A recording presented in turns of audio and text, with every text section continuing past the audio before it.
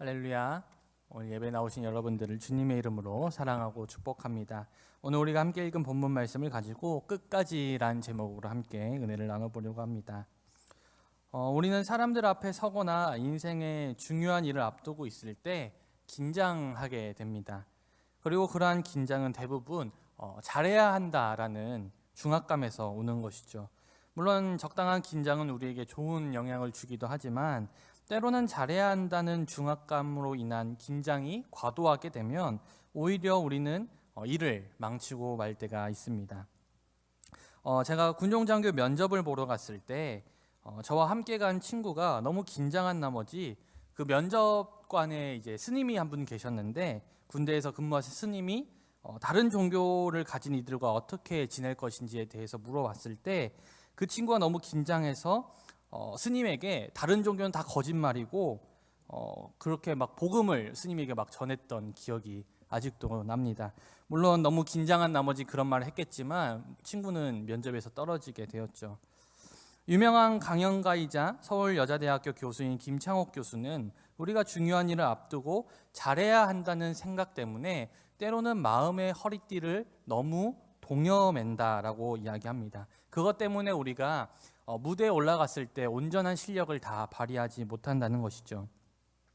그래서 우리의 인생의 중요한 무대를 앞두고 우리가 최고의 실력을 발휘하기 위해서는 오히려 잘해야 된다라는 생각을 내려놓고 마음의 허리띠를 살짝 푸는 것이 중요하다라고 이야기합니다. 마음의 허리띠는 무대 위가 아니라 평소에 조여야 한다라고 이야기하는 것이 저에게는 참 큰 인상으로 다가왔던 기억이 있습니다. 우리가 중요한 무대에서 잘해야 한다라는 이 중압감, 이 마음을 내려놓아야 하는 또 다른 이유는요, 단순히 긴장을 푸는 것뿐만이 아닙니다. 우리가 잘해야 된다는 부담감을 가지고 있음에도 불구하고 그것 때문에서 계속해서 실수하고 계속해서 잘 못하게 된다면 우리는 어느새 점차 자신감을 잃어버리게 되고 결국에는 모든 것을 포기하게 되어버리기 때문입니다. 우리의 신앙생활도 어쩌면 마찬가지라고 생각을 합니다. 우리가 설교를 듣거나 수련회를 갔다 왔거나 또 말씀을 듣거나 우리가 어떤 방법이든 은혜를 받았을 때 우리는 다짐하죠. 신앙생활을 잘 하겠노라, 말씀 잘 보겠노라, 기도하겠노라 다짐합니다. 하지만 우리가 아무리 다짐을 해도 결국 우리의 삶을 돌아보면 우리의 다짐만큼 되지 못할 때가 더 많음을 보게 됩니다. 물론 한두 번이야 그럴 수 있다 하지만 이것이 계속 반복되다 보면 사람들은 점차 자신에 대한 신뢰를 잃어버리게 됩니다. 그리고 애시당초 자신은 신앙생활을 잘 할 수 없는 사람이라는 생각을 하게 되죠. 그래서 그런 단정을 지어버린 사람은 더 이상 잘 해보려는 노력조차 하지 않습니다. 어차피 안 될 걸 아니까, 어차피 노력해도 또 돌아갈 걸 아니까, 잠깐 결단해도 또다시 옛날로 돌아갈 걸 아니까 더 이상 결단조차 하지 않고 노력조차 하지 않는 것입니다. 그 후에는 점점 자신에게 실망하여서 주님을 떠나는 사람도 있을지 모르겠습니다. 그렇다면 여러분, 마음처럼 되지 않는 우리의 신앙생활 어떻게 해야 합니까? 잘하고 싶은데 다 잘하고 싶잖아요. 하지만 잘 되지 않는 우리의 이 모습들 어떻게 해야 합니까?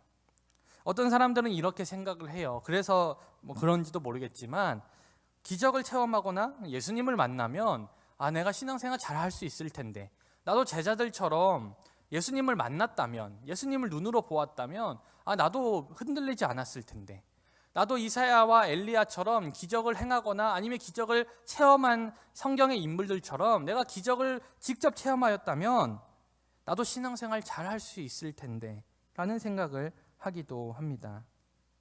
하지만 여러분, 오늘 말씀에 나오는 이 제자들의 모습을 볼 때 예수님을 직접 보고 기적을 체험한 것으로는요, 그것에 대한 신앙생활에 대한 답이 되지 않음을 우리는 알 수가 있습니다.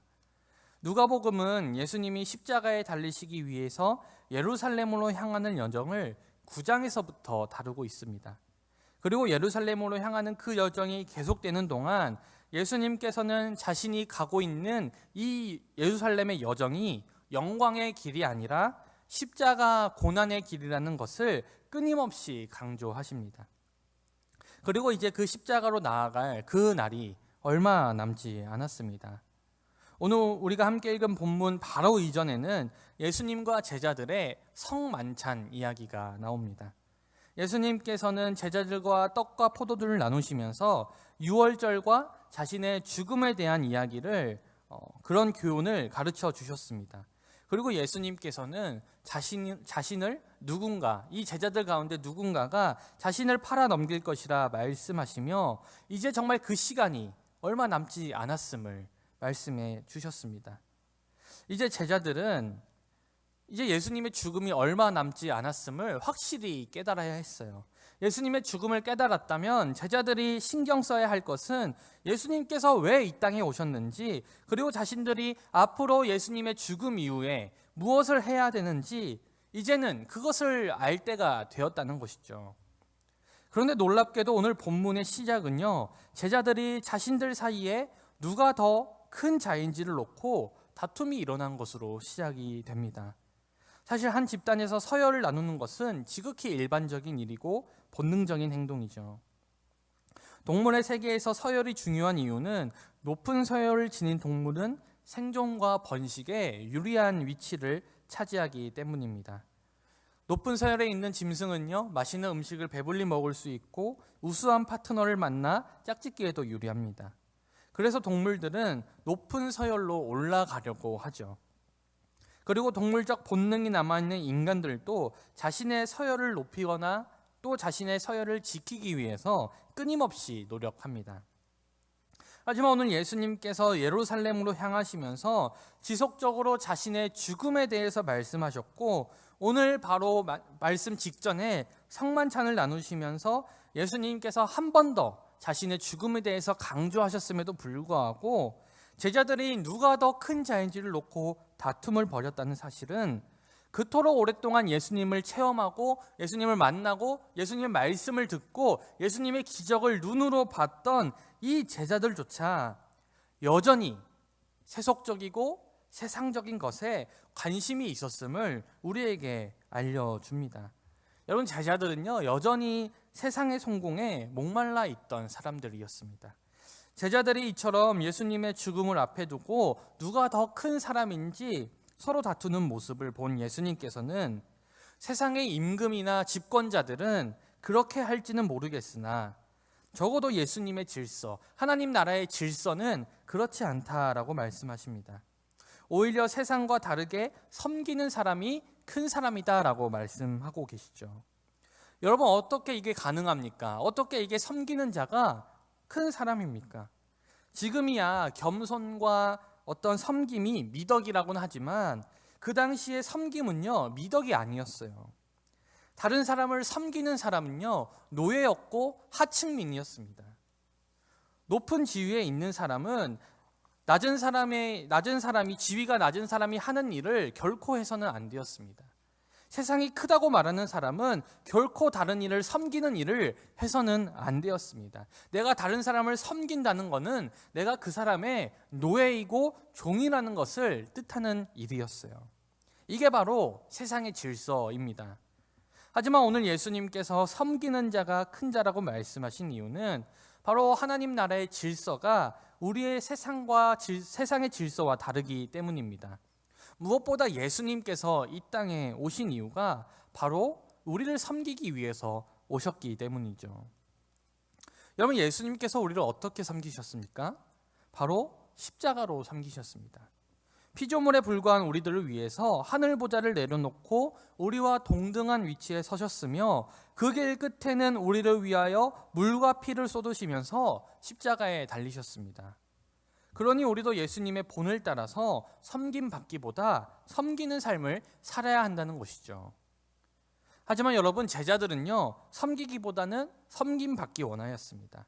여전히 세상적인 가치에 목말라 있었습니다.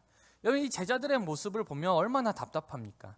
예수님과 그렇게 오랫동안 함께 하였는데 아직도 세상 것을 찾는 이 제자들의 모습이 정말 답답해 보이죠. 하지만 우리가 마냥 이들을 비난할 수는 없습니다. 왜냐하면 우리도 예수님의 모습보다는 제자들의 모습이 더 많이 보이기 때문이죠. 우리도 신앙생활 가운데 늘 예수님의 말씀을 듣고 예수님께서 우리에게 말씀하여 주시는 어떻게 살아야 되는지에 대한 말씀과 그리고 그렇게 살아내신 예수님의 삶의 모습들을 바라볼 때, 그리고 신앙의 선배들의 이야기를 성경을 통해 볼 때 우리도 그렇게 살아야 된다라는 것은 알고는 있지만 우리도 여전히 세상에서 성공할 기회를 엿보며 섬기기보다는 섬김받기를 원하고 세상 사람들이 추구하는 가치를 따르며 살아간다는 것이죠. 말씀에서 그렇게 살지 말라고 하지만 세상의 질서대로 살아가는 우리들의 모습을 바라보면 늘 부끄러움밖에 없습니다. 그래서 때로는 우리는 우리의 모습을 바라보면서 좌절하는 것이죠. 앞서 얘기했듯이 결단하여도 안 되는 모습을 보면 참 자신이 한심해 보일 때가 있는 것이죠. 이것뿐만이 아니죠. 세상 속에 살아가다 보면 말씀 묵상에 소홀히 하는 나의 모습, 기도에 소홀해지는 나의 모습, 그런 모습을 볼 때마다 내가 교회는 다니고 예배는 드리지만 내가 정말로 예수님과 가까운지, 내가 정말로 예수님의 제자인지 그런 의문이 들 때가 있습니다. 예수님을 따라다니던 제자들이 한없이 부족했던 것처럼 우리도 스스로 우리를 돌아볼 때 부족한 사람이라는 사실을 여실없이 깨닫게 되는 것이죠. 사랑하는 여러분, 그렇다면 이렇게 부족한 제자들을 향해서 예수님께서는 오늘 뭐라고 말씀하고 계십니까? 아무리 이야기해도 듣지 않으니 이제 너희들을 포기하겠다라고 말씀하십니까? 아니면 여전히 세상 것을 탐하는 제자들을 징벌하시겠다고 말씀하십니까? 자신의 죽음 직전까지도 세상의 것을 탐하는 제자들의 모습을 볼 때 만약 제가 예수님이었다면 좀 섭섭하기도 하고 화가 났을 것 같아요. 아니, 내가 이렇게 많이 이제 십자가에 달릴 거라고, 내가 너희들 구원할 거라고 계속해서 얘기해 왔는데 아직도 세상 것을 탐하다니, 이런 괘씸한 놈들, 너무 섭섭하다, 이런 마음이 들었을 것 같아요. 그러니 예수님께서 그들을 징벌하시거나 포기하시는 것은 어쩌보면 당연한 반응이죠. 하지만 오늘 놀랍게도 예수님께서는 이런 제자들을 향하여서 오히려 하나님 나라를 맡기겠다라고 말씀하고 계십니다. 더 놀라운 것은 예수님께서 제자들에게 하나님 나라를 맡기겠다고 말씀하신 이후에는 바로 베드로가 자신을 배신할 사실을 말씀하셨다는 것이요. 베드로는 절대로 그런 일이 없겠다라고, 절대 그런 일이 없다라고 말하였지만 이미 예수님께서는요, 베드로가 자신의 십자가 사건 이후에 자신을 모른다, 부인할 사실을 이미 알고 계셨습니다. 예수님께서는요, 제자들의 부족함도 알고 계셨고 십자가 이후에 제자들이 자신을 부인할 것이란 사실 또한 알고 계셨는데, 다 알고 계셨는데 오늘 그들에게 하나님 나라를 맡기겠다라고 말씀하고 계시는 것이죠. 그렇다면 여러분, 왜 오늘 예수님께서는 제자들에게, 이렇게 부족한 제자들에게 하나님 나라를 맡기겠다라고 말씀하고 계십니까? 오늘 우리가 함께 읽은 28절을 보면 예수님께서 그들에게 하나님 나라를 맡기시는 이유는 그들이 온전하기 때문이 아니었습니다. 또한 그들이 하나님 나라를 위해 누구보다 많이 헌신했기 때문이 아니었습니다.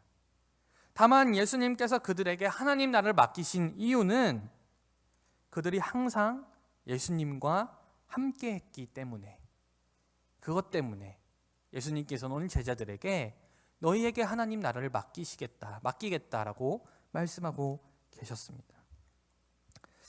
여러분, 우리가 돌아보면 제자들은 늘 예수님과 함께였죠. 그들은 예수님이 살아계실 때 늘 부족한 모습을 보였고 십자가를 앞두고 예수님께서 기도하실 때는 잠들어 있었습니다. 그리고 예수님께서 십자가에 돌아가시자 예수님을 부인하고 그들은 고향으로 돌아가기도 하였습니다. 그럼에도 불구하고 그들은 늘 예수님이 살아계실 때 비록 잠들었지만 예수님의 곁을 지켰고, 예수님이 부활하신 이후에는 자신이 예수님을 떠나왔다는 부끄러움을 무릅쓰고 다시 한번 예수님 앞에 나아갔습니다. 그리고 끝까지 제자들은 예수님과 함께 하였습니다. 그리고 예수님께서는 이런 제자들에게 오늘 하나님 나라를 맡기겠다라고 말씀하고 계십니다. 사랑하는 여러분, 우리는 오늘 말씀을 통하여서 우리의 변화가 더딜지라도, 그리고 우리의 신앙생활이 마음처럼 되지 않을지라도, 그리고 내가 하나님을 너무 멀리 떠나 있는 것 같고 예수님과 너무 멀리 떨어져 있는 것 같을지라도 왜 우리가 신앙의 자리를 떠나서는 안 되고 예배의 자리를 떠나서는 안 되는지에 대해서 알려줍니다. 물론 우리가 신앙생활에서 더 나아지는 방향을 추구하며 나아가야 하죠. 하지만 완벽한 사람은 없습니다.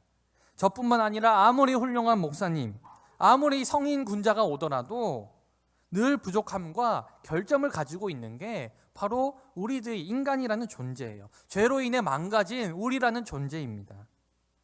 그래서 때로는 그것 때문에, 우리의 결점 때문에 주님께 회개함에도 불구하고 나아지지 않는 경우가 있기도 하죠. 그때 우리에게 찾아오는 생각이 무엇입니까? 아무리 노력해도 되지 않을 때, 나 같은 사람도 주님께서 사랑하실까? 이런 생각이 나에게 찾아올 때도 있습니다. 하지만 오늘 예수님께서는 자신이 찾는 사람, 그리고 예수님께서 하나님 나라를 맡기실 그 사람은 완벽한 사람이 아니라 조금 부족하지만, 여전히 모자라지만, 그럼에도 불구하고 끝까지 주님을 떠나지 않는 사람이라는 사실을 오늘 우리에게 알려주고 계십니다.